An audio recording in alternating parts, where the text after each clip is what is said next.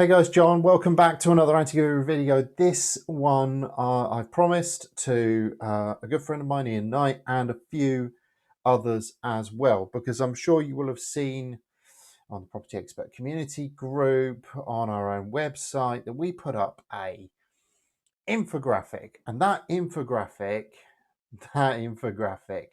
named and shamed the 32 planning authorities that for the last 3 years have failed to meet their housing delivery targets. I'm going to explain why this is oh so important over the next 10 minutes or so. Join me in the next few minutes after the credits and we'll go through why housing delivery test and housing delivery targets are so important this year.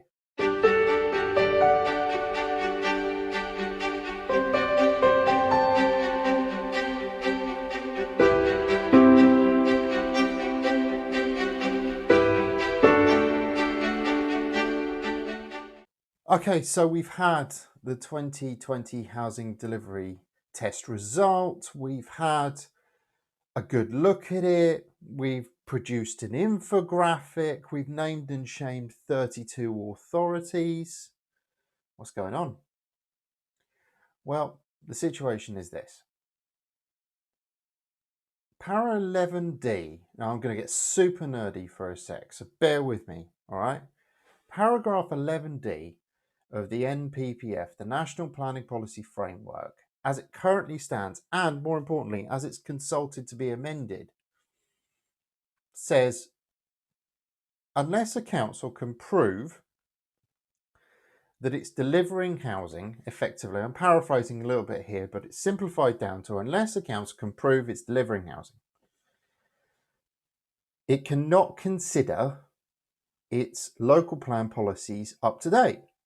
They actually fall into a state of being out of date.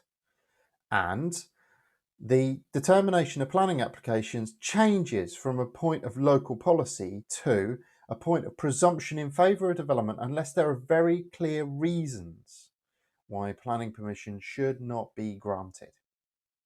Right. Why is that important? Why is 2021 so important? Why have we been waiting for this year and these test results? Well, let me explain firstly what housing delivery test is meant to do. Housing delivery test sets a yearly figure for councils to produce housing approvals. That's what it does. They have to approve a certain number of housing units. They have to deliver on a certain number of housing units every year. And the test result looks at the last 3 years' performance and says, in those last 3 years, have you delivered, yes or no? And it sets a sequence of bands. But the band we're interested in is the 75% or less band. Now, 2021 is so important because it is this year that we have 3 years of results. So we've got 2018, 2019 and 2020 because the results are produced at the end of each year. So we've got 18, 19 and 20 available to us. Having 3 years worth of result is important because of a paragraph that exists, and it's a sub-paragraph that exists in the NPPF, specifically in relation to 11D. What this sub-paragraph says is that a council's local plan is considered out of date, i.e. has very little weight or bearing, if the council cannot prove a 5-year land supply, or, and the or is important, it has failed to meet a 75% or better threshold, or better than 75% threshold for housing delivery over the past 3 consecutive years. 3 years of results, 3 consecutive years as a test. Now, the paragraph goes on to say some things, and I want to deal with this, but I want to relate it back to our infographic. So the infographic says the 32 authorities that have consistently, over the last 3 years, failed to hit their housing delivery threshold target, 75%. So 75% or less, they're in that group of authorities. 76% or more, they're outside of that group. Their local plans are still in date.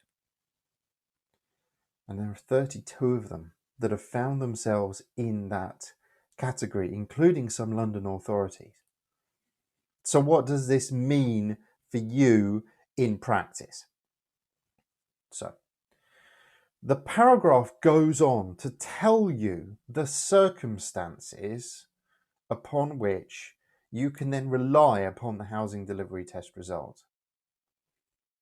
The first part of that paragraph says that there has to be a clear reason for refusal inside the NPPF in order for a council to be able to refuse a planning permission if they find themselves within the 75 bracket, in that group of authorities that are below 75%. There has to be a clear reason inside the NPPF. Their local plans, remember at this stage, they failed 3 times. Their local plans are considered out of date. Wow. So we're now looking at NPPF for clear reasons. And importantly, the clear reasons are given for us in that paragraph. There's a subsection again in there that tells us what the clear reasons are. And those are environmental reasons, effect on heritage assets, but not things like design that wouldn't produce a clear reason. So in reality, the fact that these 32 authorities are in the bottom set, as it were, they're failing, they've consistently failed. And it is that consistent failure that is oh so important. You take authorities like Eastbourne that have failed to achieve over 50%. We're not even talking about 75%, over 50% housing delivery over the last 3 years. Last year, they managed 29% housing delivery. Well done, Eastbourne. That's just great. I mean, how, as planners, can you even consider yourselves professionals? I'm going off on a tangent. Remember, the duty of a planning officer, the duty of a planning is to grant planning permission. That is our primary job, set out right at the start of the Act, set out right at the start of the NPPF. That is our job, people, is to grant planning permission, to get development happening. 29% Eastbourne, really? So that's what the first bit of this trigger says. Unless there's a very clear reason to refuse, and the reasons that are clear reasons are listed out for you in the NPPF, and that beautifully hasn't changed in the consultation either, then planning permission must be granted in accordance with the NPPF. Right? That's the first bit. Second bit says, unless the disbenefits, the harm, materially outweighs the benefit for granting planning permission. Now, I think we can all understand the planning balance. I hope we can. Planning is, in theory, always granted inside of the planning balance. So we're not looking at horrendous schemes. We're not looking at awful schemes. We're looking at good schemes that on planning balance should be granted planning permission. Right? We're not looking at horrible forms of residential development. We're not talking about something that's miles below the national standard. We're not talking about something that it tries to squeeze too much on a site. That would be a material disbenefit. We're looking at good forms of development that should rightly be approved. So here, in order to take advantage of that particular paragraph, you have to be a good person. You have to essentially demonstrate that your development is otherwise acceptable. And what's holding you back is the planning authority. Interesting, huh? So that puts us on to path of least resistance. That puts us on to policy compliance. You know, we're ticking every other box you've got, planners, and now it's just your discretionary behaviour that is holding us back. Oh, and by the way, there goes your discretionary behaviour because you have consistently failed over the last 3 years. That's Para 11D as it currently is. That's how it currently stands. And that's why we as planners at TPX are quite excited about this year, because this year is the third year.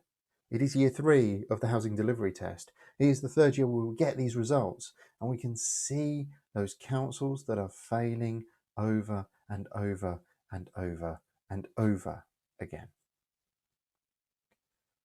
You can have a look at that infographic on our website, tpexpert.org. I also put it on my profile on Facebook. I put it on a post that I did in Property Expert Community Group on Facebook as well. So in reality, it's all there for you to see, the 32 authorities. And we've been through the entire list. We've amalgamated all the data. Those are the 32 authorities that get 75% or less consistently over 3 years. They're the ones that are now at risk of a Para 11D case. I hope that's been interesting. I hope that provides some clarity to this whole thing, this whole excitement. More videos to come. It would appear that the government has it bee in its bonnet about planning, so we have more and more and more to do this year, and I'm going to try and do them as much as is possible from wherever I am in the McDermott household. Have a great day. I'll catch you on the next one. Like, comment, subscribe. Of course, please comment if you need more clarity on this subject, or if you want me to put links to the relevant legislation, I will do so anyway in the description. Have a great day, anti-gurus, and I will see you on the next one.